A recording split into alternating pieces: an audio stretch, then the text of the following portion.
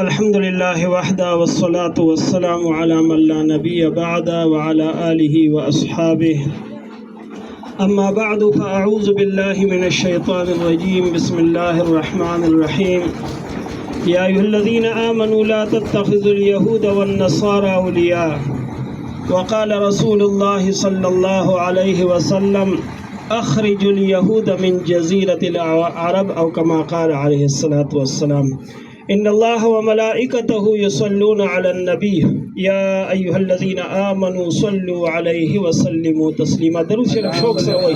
اللهم صل على سيدنا محمد وعلى آل سيدنا محمد وبارك وسلم عليه.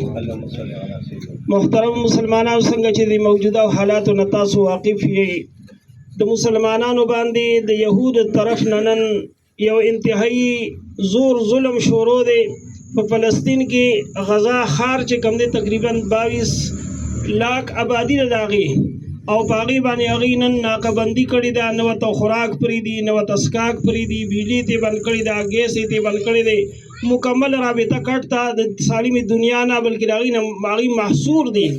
د ریوڼ یو فارغ دی اردو ولورزي د فلسطین عالم دی، هغه یو اډیو پیغام جاری کړی دی چې ای مسلمانانو، تاسو چې چېرته هم یې زموږ د آواز اورئ، مونږ انتهایی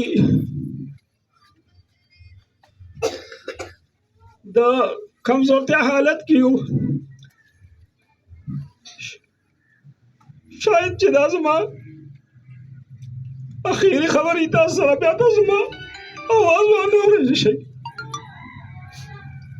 د خدای خاطر وکئ، زموږ دپاره راپاڅئ، زموږ دپاره څه وکئ.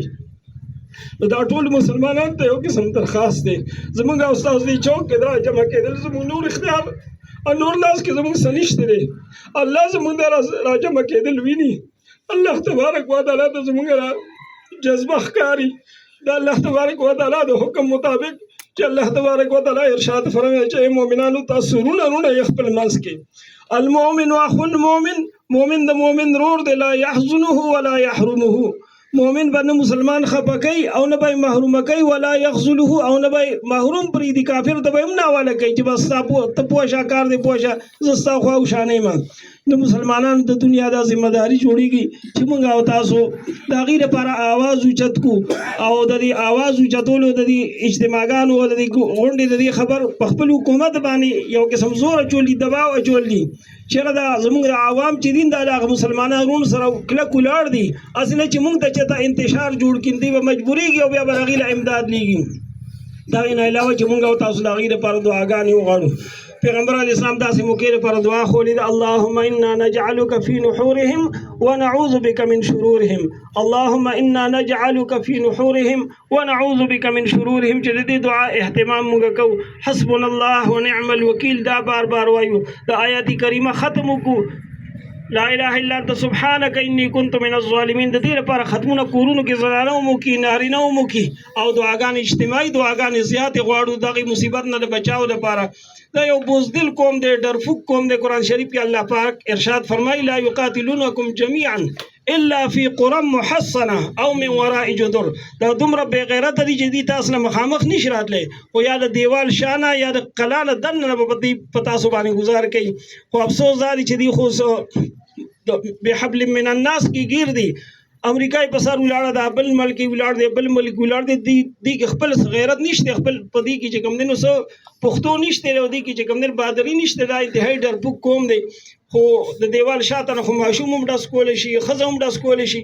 په دې وجه باندې مسلمانان له د اتفاق او د اتحاد مظاهره پکار ده او د زړه نه غمجن کېدل په دې باندې دا نن په هغې ده. او سبا به موږ د الله د قیامت علامې د نبي کریم علیه السلام د دې متعلق ښکاره پیشنګویي کړې ده چې شام ځمکه دا به چې کوم دی نو مقتل جوړېږي یو قسم، او د مهدي صاحب د پیدا کېدلو نه مخکې یو دریم عظیم الشان جنګ کېږي چې هغې کې به 2 حصې دنیا دا ختمېږي او 1 حصه خلک به پاتې کېږي. او علما کرام وایي چې هغه 2 حصې چې کوم وفات کېږي، شهیدان کېږي، دا به مسلمانان وي. 1 حصه خلک به بیا پاتې کېږي د هغې کې. او د هغې نه وروسته چې کفر عام شي، بیا به خدای پاک حضرت مهدي صاحب رالیږي او الله تبارک وتعالی د مهدي صاحب په لاس باندې به بیا فتح کوي. دا اوس چې کوم مسلمانان بادشاهان مونږ او تاسو ښکاري، دی به د امام مهدي صاحب مقابلې له راوځي الله تبارک وتعالى بزمکه ته حکم وکي هغه امام مهدي سے سره تقریبا 2.5 زره کسان مسلمانان به بیعت وکي هغه چې را روان شي د شام زمکه ترازی نه مکه نه راوځي دوی بوله مخې ته شي دغه روشن خیال مسلمان چې نن وته مونږ وایو دوی به مخې ته شي چې تاسو کوم خوځئ الله تبارک وتعالى بزمکه وشله یو دغه مسلمانان چې د براینا مسلمانان دی به الله تعالی پزمکه کې غرق کی او د امام مهدي صاحب لخر ته الله تبارک وتعالى الله رکلاو کی بیا باقاعده جهاد کیږي نو دا اوس هغه جهاد ته یو قسم خبر جوړیږي د شام زمکه ته دا فوجونه برغونډيږي کله هغه د روس ته کله هغه چین دغه یو کله پاکستان دی د غزای ته بدی خپل قوت ټول جمع کوي او د غزای کې بیا جګړه کیږي درانه دا زموږ ایمان دی ځکه چې نبی کریم علیه السلام ارشاد فرمایلی دی هغه دروغ نشي کېدی نو موږ او تاسو خو یو د توبې او د استغفار اهتمام پکار دی چې پته نه لګي څه ټایم کې مرګ راځي خو کم از کم مرګ چې راځي چې هغه ایمان سره او د اتفاق او د اتحاد مظاهره خپل ورونو باندې خفه کېدل د زړه نه پاغي باندې خفه کېدل تاسو وخت نه هم زیات الله تبارک وتعالى د عمل توفیق راکړي الہ العالمین دغه سخت زړه مسلمانان له وجه دعا وکړي اللهم صل علی محمد وعلى آل محمد كما صليت على ابراهيم وعلى آل ابراهيم انك حميد مجيد الحمد لله رب العالمين الرحمن الرحيم مالك يوم الدين يا أرحم الراحمين يا أرحم الراحمين يا أرحم الراحمين يا ذا الجلال والإكرام يا ذا الجلال والإكرام يا ذا الجلال والإكرام ربنا ظلمنا أنفسنا وإن لم تغفر لنا وترحمنا لنكونن من الخاسرين لا إله إلا أنت سبحانك إني كنت من الظالمين لا إله إلا أنت سبحانك إني كنت من الظالمين لا إله إلا أنت سبحانك إني كنت من الظالمين اللهم مغفرتك أوسع من ذنوبنا ورحمتك أرجى عندنا من أعمالنا اللهم إنا نسألك العفو والعافية